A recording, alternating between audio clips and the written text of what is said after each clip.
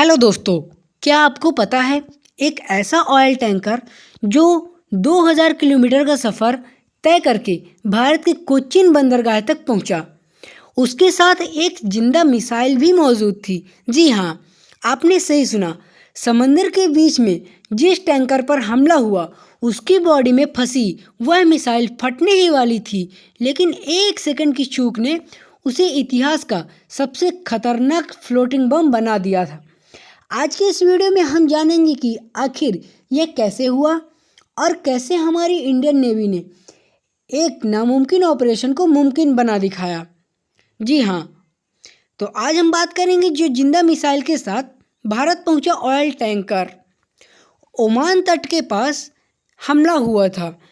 जो oil tanker है उस पर ओमान तट के पास हमला हुआ था, जो कि हमला होने के बावजूद 2000 किलोमीटर का सफ़र करके ये भारत में कोच्चिन बंदरगाह पर आया तथा इंडियन नेवी ने मिसाइल निकाली। जी हाँ, इसके बारे में हम पूरी डिटेल से चर्चा करेंगे कि आखिर कैसे हुआ और कैसे हमारी इंडियन नेवी ने एक नामुमकिन ऑपरेशन को मुमकिन कर दिखाया। जी हाँ, तो चलिए शुरू करते हैं। वीडियो के एंड तक आप बने रहिएगा, ठीक है। हम देखते हैं इसमें घटना की जो पृष्ठभूमि और ओमान तट पर इसका हमला, ठीक है। यह मामला तब शुरू हुआ जब ओमान के तट के निकट एक व्यापारिक ऑयल टैंकर को अज्ञात हमलावरों ने निशाना बनाया। जी हाँ, यह क्षेत्र समुद्री सुरक्षा की दृष्टि से बेहद संवेदनशील है, क्योंकि यहाँ से दुनिया का बड़ा हिस्सा तेल आपूर्ति करता है। टैंकर पर हुए इस हमले का मुख्य उद्देश्य जहाज़ों को नुकसान पहुंचाना था, लेकिन हमलावर जिस मिसाइल का उपयोग कर रहे थे वह जहाज़ की बॉडी के अंदर ही फंस गई और फटने से चूक गई। यह घटना समुद्री जो डकैती है और उसकी भू राजनीतिक अस्थिरता का एक खतरनाक संकेत थी, जिसने अंतर्राष्ट्रीय सुरक्षा एजेंसी को सतर्क कर दिया। इस हमले ने न केवल जहाज की चालक दल की जान खतरे में डाल दी, बल्कि एक अनसुलझा जिंदा बम भी टैंकर के साथ जुड़ गया, जो फटने की कगार में था, लेकिन वो फटा नहीं। इसी के साथ हम आगे चर्चा करते हैं कि मिसाइल का टैंकर के ढांचे में फंसना कैसा था। तो हमले के दौरान इस्तेमाल की गई मिसाइल या रॉकेट प्रोपेल्ड जो ग्रेनेड टैंकर से बाहरी स्टील जो स्ट्रक्चर को भेद कर अंदर तक प्रवेश कर गया, लेकिन तकनीकी खराबी का जो गलत कोण के कारण वह टकराने के बाद विस्फोट नहीं कर सका। यह एक अत्यंत दुर्लभ और भयावह स्थिति थी, क्योंकि जहाज में जो था वो लाखों लीटर का ज्वलनशील तेल यानी जो क्रूड ऑयल था, वो गैस और जो क्रूड ऑयल जो हमारा पेट्रोल डीजल है वो तथा गैस मौजूद थी। मिसाइल के फंसे रहने का मतलब था कि जहाज के किसी भी हिस्से में मामूली रगड़ या तापमान में बदलाव से भीषण धमाका हो सकता था। यह जो धातु का वह टुकड़ा अब एक टाइम बम बन चुका था, जो टैंकर के साथ भारत की ओर अपनी लंबी समुद्री यात्रा जो इसकी यात्रा थी उस पर आगे बढ़ रहा था, और चालक दल को शायद शुरुआत में ही इस खतरे की पूरी गंभीरता का अंदाजा नहीं था। इसी के साथ हम बात करते हैं जो 2000 किलोमीटर की लंबी समुद्री यात्रा। तो ओमान तट पर हमले के बाद टैंकर ने अपनी निर्धारित यात्रा जारी रखी और करीब 2000 किलोमीटर की दूरी तय करते हुए भारतीय जल क्षेत्र में प्रवेश किया। यह सफ़र बेहद जोखिम भरा था, क्योंकि मिसाइल जहाज के जो संवेदनशील हिस्से में दबी हुई थी। हर लहर जहाज के इंजन में जो कंपन और समुद्री हलचल के दौरान मिसाइल के सक्रिय होने का निरंतर डर बना हुआ था। टैंकर का चालक दल एक ऐसे अनकहे खतरे के साथ चल रहा था जो किसी भी क्षण जहाज को दो हिस्सों में तोड़ सकता था। यह समुद्र में तेल के एक बड़े रिसाव और आग का कारण बन सकता था। यह यात्रा समुद्री इंजीनियरिंग और भाग्य का एक अजीब संगम था, जो अंततः कोच्चिन बंदरगाह पर सुरक्षित पहुंची। इसी के साथ हम देखें कि जो कोच्चिन बंदरगाह पर आगमन और सुरक्षा अलर्ट। तो जैसा कि टैंकर कोच्चिन बंदरगाह के करीब पहुंचा। भारतीय सुरक्षा एजेंसी और कोच्चिन स्थित नौसेना कमान को खतरे की सूचना मिली। जब जहाज के निरीक्षण के दौरान मिसाइल के फंसे होने की पुष्टि हुई तो पूरे बंदरगाह क्षेत्र में हाई अलर्ट घोषित कर दिया गया। स्थिति की गंभीरता को देखते हुए पोर्ट अथॉरिटी ने तुरंत सभी प्रकार की लोडिंग और अनलोडिंग गतिविधियों को रोक दिया। यह एक असाधारण मामला था क्योंकि सामान्यतः ऐसे जहाज़ों को बंदरगाह के पास आने की अनुमति नहीं दी जाती, लेकिन मिसाइल की स्थिति के कारण उसे आगे ले जाना और भी खतरनाक था। इसमें कोच्चिन बंदरगाह के पास स्थित नौसेना के विशेषज्ञों को इस चुनौतीपूर्ण स्थिति को संभालने के लिए तुरंत सक्रिय कर दिया गया, क्योंकि ये जो इनको संभालने के लिए जो ये खतरा था, इसको संभालने के लिए उनको तुरंत से चेतावनी दी गई, यानी उनको सक्रिय अवेयर किया गया उनको। ठीक है, अब इसी के साथ हम देखें कि जो आगे हमारा आता है वो भारतीय नौसेना के विस्फोट निरोधक जो ईओडी टीम की भूमिका क्या रहती है। तो स्थिति की संवेदनशीलता को देखते हुए भारतीय नौसेना के विशेषज्ञ विस्फोट निरोधक दल को तैनात किया गया। ये जवान ऐसे खतरों से निपटने में दुनिया के सर्वश्रेष्ठ विशेषज्ञों में गिने जाते हैं। टीम ने सबसे पहले टैंकर के उस हिस्से का बारीकी से अध्ययन किया जहां मिसाइल फंसी थी। उन्हें यह सुनिश्चित करना था कि किसी भी प्रकार की जो ड्रिलिंग या कटिंग के दौरान मिसाइल का जो फ्यूज ट्रिगर है ना हो जाए, जो फ्यूज है वो ट्रिगर ना हो जाए, यानी वो चालू ना हो जाए। नौसेना के जवानों ने अपने उन्नत उपकरणों और अनुभव का उपयोग करते हुए तय किया कि यह मिसाइल जो बिना किसी कंपन के कैसे बाहर निकाला जाए। यह प्रक्रिया किसी सर्जन द्वारा बेहद नाजुक ऑपरेशन करने जैसा था, जहां एक छोटी सी गलती में इसका परिणाम घातक हो सकता था।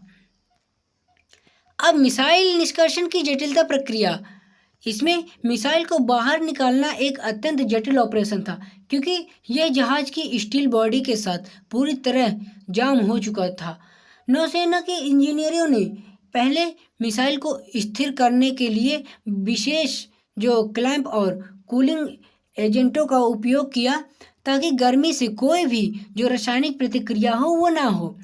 इसके बाद नियंत्रित तरीके से जहाज के उस हिस्से को काटा गया जहां मिसाइल फंसी थी। इस दौरान हर सेकंड का महत्व था, क्योंकि समुद्र का जो खारा पानी और हवा का दबाव भी धातु पर प्रभाव डाल रहे थे। टीम ने पूरी सावधानी बरती कि किसी भी प्रकार की चिंगारी ना पैदा हो, क्योंकि टैंकर में मौजूद कच्चा तेल किसी भी छोटी गलती के लिए तत्पर था। अब इसके साथ हम देखें कि जो सुरक्षा प्रोटोकॉल और टैंकर की स्थिरता जो स्थितिकरण उसका क्या प्रभाव पड़ता है। तो मिसाइल को निकालते समय नौसेना ने यह सुनिश्चित किया कि आसपास का वातावरण पूरी तरह नियंत्रित रहे। टैंकर को यह सुरक्षित स्थान पर एंकर किया गया और आसपास के सभी समुद्री जहाज़ों को एक सुरक्षित दूरी बनाए रखने का आदेश दिया गया। टैंकर की सुरक्षा के लिए नौसेना के गोताखोरों ने पानी के नीचे भी निगरानी की, ताकि यह मिसाइल का कोई हिस्सा नीचे गिरे तो उसे तुरंत ट्रैक किया जा सके। मिसाइल के फटने के जोखिम को देखते हुए जो अग्निशमन है उसकी प्रणालियों को पूरी तरह तैयार रखा गया। इस दौरान जो सुरक्षा प्रोटोकॉल का पालन ऐसे किया गया जैसे किसी युद्ध क्षेत्र में बम को डिफ्यूज किया जा रहा हो, जो भारतीय नौसेना की तकनीकी दक्षता और शांति बनाए रखने की क्षमता का प्रमाण था। इसी के साथ देखें कि जो विस्फोट के संभावित परिणामों का विश्लेषण क्या रहता है। तो यदि कोच्चिन पहुंचने के दौरान या निकलने की प्रक्रिया में वह मिसाइल फट जाती तो परिणाम विनाशकारी होते।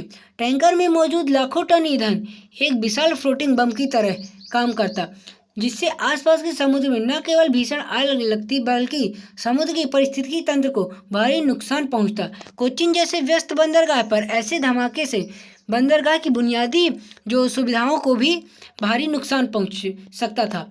यह मिसाइल केवल एक धातु का टुकड़ा नहीं थी, बल्कि इसमें उच्च क्षमता वाले विस्फोटक थे। भारतीय नौसेना द्वारा की गई त्वरित कार्रवाई ने एक बड़ी मानवीय और पर्यावरणीय आपदा को होने से बचा लिया। जो समुद्री सुरक्षा में भारत की भूमिका को रेखांकित करता है, यानी चित्रित करता है। इसी के साथ हम देखें कि जो तकनीकी चुनौतियां और विशेषज्ञ की महत्व, तो यह घटना साबित करती है कि समुद्री सुरक्षा केवल जो गश्त तक सीमित नहीं है, बल्कि इसमें जटिल तकनीकी समस्याओं का समाधान भी शामिल है। अब इसमें देखें कि जो भारतीय नौसेना ने जिस कुशलता से इस मिसाइल को निकाला, वह उनके उच्च प्रशिक्षण स्तर को दर्शाती है, यानी उनका जो बेहतर प्रशिक्षण है उनको दिया गया है। इसी में देखें कि जो आधुनिक युद्ध क्षेत्रों में मिसाइलों का उपयोग करना आसान है, लेकिन जिंदा मिसाइल के साथ एक जहाज को सुरक्षित करना एक बहुत बड़ी चुनौती है। नौसेना ने इसके लिए विशेष विस्फोट प्रतिरोध सूट और आधुनिक सेंसर का उपयोग किया। यह घटना भविष्य में ऐसे किसी भी हमले के लिए भारतीय रक्षा तंत्र की तत्परता और क्षमता को एक नए स्तर पर ले गई है, जहां वे केवल बचाव ही नहीं बल्कि ऐसी जटिल समस्याओं का समाधान करने में भी सक्षम हैं। यहीं पे देखा जाए कि जो अंतर्राष्ट्रीय समुद्र नियमों और सहयोग की आवश्यकता है, तो उसमें ओमान तट के से जो कोचीन तक की इस यात्रा ने समुद्री क्षेत्र में जो सैन्य और सतर्कता की आवश्यकता को फिर से उजागर किया है। एक देश के तट पर हुआ हमला दूसरे देश के बंदरगाह तक खतरा पहुंच सकता है। इसीलिए अंतर्राष्ट्रीय जल क्षेत्र में सुरक्षा के लिए देशों के बीच बेहतर संचार की आवश्यकता है। भारतीय नौसेना ने इस घटना की जानकारी संबंधित अंतर्राष्ट्रीय एजेंसियों के साथ साझा की, ताकि हमलावरों की पहचान की जा सके। यह एक चेतावनी भी है कि समुद्री व्यापारिक मार्गों पर किस तरह के खतरे मंडरा रहे हैं। भविष्य में ऐसी घटनाओं को रोकने के लिए अंतर्राष्ट्रीय स्तर पर समुद्री सुरक्षा को साझा करने और खुफिया जानकारी के आदान प्रदान पर और अधिक जोर देने की आवश्यकता है। इसी के साथ हम देखें कि जो चालक दल का धैर्य और साहस कैसा है, तो इसमें जो चलाने वाले की जो धैर्य शक्ति है, वो इस पूरी घटना के दौरान टैंकर की चलाने वाले दल की जो भूमिका ही कम महत्वपूर्ण नहीं थी, एक बेहद बड़ी महत्वपूर्ण थी। उन्होंने एक जिंदा बम के साथ 2000 किलोमीटर का सफर तय किया। यह मानसिक तनाव किसी भी सामान्य व्यक्ति के लिए असहनीय हो सकता है। चालक दल ने पूरी यात्रा के दौरान शांत रहकर और जहाज को सुरक्षित गति पर चलाकर स्थिति को नियंत्रित रखने में मदद की। जब वे कोचीन पहुंचे तो उन्होंने नौसेना को मिसाइल की सही स्थिति और हमले के दौरान की सभी जानकारी विस्तार से दी, जिससे नौसेना के लिए ऑपरेशन करना आसान हो गया। उनका साहस और कर्तव्य के प्रति समर्पण इस पूरी चुनौतीपूर्ण स्थिति में एक महत्वपूर्ण कड़ी था, जिसने अंततः एक बड़े हादसे को टालने में मदद की। इसी के साथ हम देखें कि जो भू राजनीतिक जो निहितार्थ है उसका क्या इसमें लाभ पड़ता है, तो ओमान तट के पास इस तरह के हमलों का होना क्षेत्र में बढ़ती भू राजनीतिक अस्थिरता का संकेत है। यह क्षेत्र कई देशों के हितों का केंद्र है और यहाँ सुरक्षा के लिए अंतर्राष्ट्रीय शक्तियों का दबाव जो है वो रहता है। मिसाइल का उपयोग यह बताता है कि हमलावर न केवल समुद्री डकैत है, बल्कि वे उन्नत सैन्य उपकरणों तक भी पहुंच रखते हैं। यह घटना एक संकेत है कि समुद्री व्यापारिक मार्ग अब केवल लुटेरों से ही नहीं, बल्कि प्रॉक्सी युद्धों जो न केवल लाठी डंडों से, बल्कि एक प्रॉक्सी युद्ध जो मिसाइल या वॉरफेयर से लड़ा जाता है, उसमें राज्य को प्रायोजित हमलों से भी खतरे हैं। इसमें भारत के लिए ये जरूरी हो गया कि वह हिंद महासागर क्षेत्र में अपनी निगरानी बढ़ाए और अपने व्यापारिक बेड़े की जो सुरक्षा के लिए और अधिक सतर्क बरते, ताकि समुद्री व्यापार का कोई असर ना पड़े। इसी के साथ देखें कि जो नौसेना की ओर से की गई फॉरेंसिक जांच, तो मिसाइल को निकालने के बाद उसे नष्ट करने से पहले भारतीय नौसेना के विशेषज्ञों द्वारा उसकी गहन फॉरेंसिक जांच की गई। इस जांच से यह पता लगाने की कोशिश की गई कि मिसाइल किस प्रकार की है, यह कहां से आई है और इसे बनाने वाली तकनीकी कौन सी है। तो मिसाइल के सीरियल नंबर और बनावट के आधार पर विशेषज्ञों ने हमलावरों के बारे में महत्वपूर्ण सुराग जुटाए। यह प्रक्रिया न केवल सुरक्षा की दृष्टि से जरूरी थी, बल्कि भविष्य में ऐसी घटनाओं को रोकने के लिए खुफिया जानकारी जुटाने का एक माध्यम भी बनी। यह जांच जो थी वो भारत के रणनीतिक हितों की रक्षा के लिए बहुत महत्वपूर्ण थी, ताकि दोषियों को अंतर्राष्ट्रीय मंचों पर बेनकाब किया जा सके और उनकी जो कार्यप्रणाली को समझा जा सके।